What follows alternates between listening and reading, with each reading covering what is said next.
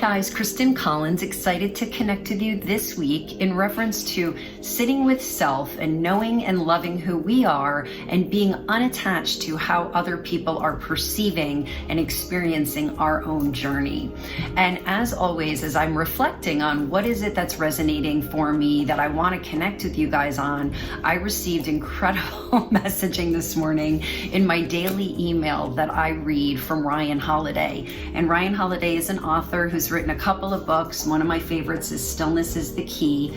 And this book talks about sitting in the quiet and sitting in the present moment, and how different leaders and folks throughout the history of the world at really important times of decision making have actually chosen to take a pause instead of just jumping into action. And then how do we move forward with what we experience and think is the right way to move forward? And what do we do when others are not coming along with us or are in direct opposition to us? I'm very blessed that I am a part of the team that's putting on a conference called Imagine Solutions. And right now we're in the middle of that conference. And the presenters who are coming on today are from MIT and Harvard, and it's called the Biomedical Genius Cluster. And it's all these rock stars in that field who are doing incredible science research.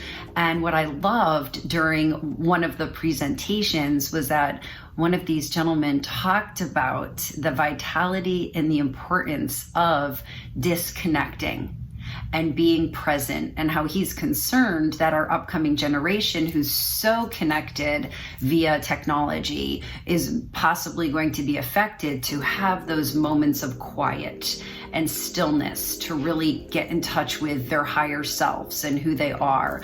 And I just love that that came out of the Biomedical Genius Cluster, where this rock star from MIT was like, we need to sit in the present moment and we need to be quiet. And I'm like, yes, that's what I talk about all the time. So for today, I wanted to read you from the email I received from Ryan Holiday.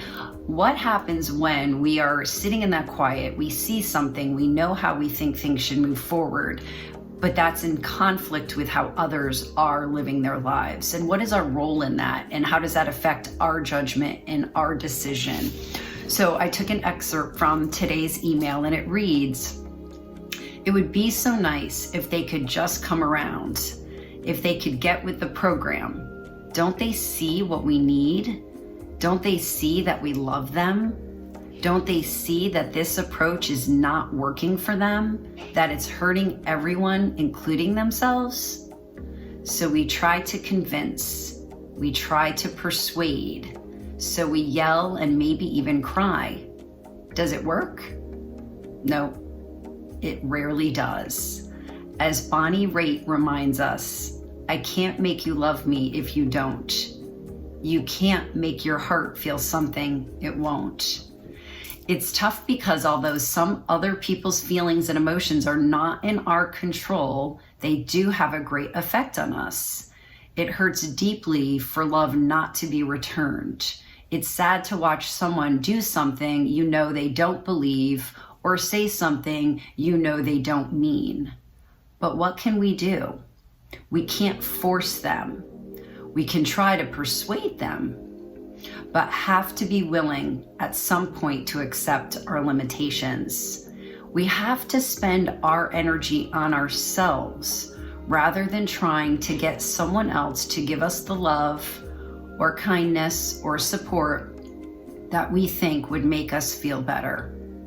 You can't make someone love you. You can't make someone think or do the thing you think is right." I was so lit up when I read that this morning because that is in such alignment, right? So sitting with self, knowing and loving self, casting that vision unattached to outcome. And what do we do when others in our world, whether that's on television or in our homes or at work, are not in alignment?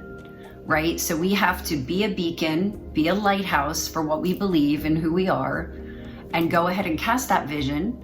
And then if others are not in alignment, or we see someone doing something that we're like, oh, don't do that, or oh, that's not how you should do, that's not for us to judge. That's not for us to worry about. If they want to seek our light and come on over and be like, hey, I noticed, and then you can weigh in and then you can help. But otherwise, who am I? Who are you? Who are we to judge others? And then that's the same in reverse when we're seeking love, right? When someone clearly doesn't love us, that hurts. I hate that. I've lost friends, the past year that I think differently than. And I'm like sad because they're very important to me. But at the same time, I can't make someone love me or want to be a part of my world if they don't want to. So instead of wasting energy on that and trying to persuade them to care or be a part, it's a total waste of energy. And to just sit with self, love self, and be self as a lighthouse. So I hope this message helps this week resonate, spark a little curiosity, but gives you confidence and courage to stay on your path. And the key to staying on that path is sitting with self in the quiet and connecting to who you are, and then not worrying about how other people perceive that or what other people are doing. There's plenty of work to do on self. Hope you have a great week. Thank you so much for connecting, and I look forward to your comments and your weigh-ins because they always inspire me to keep going. Thanks. Have a great week. Bye.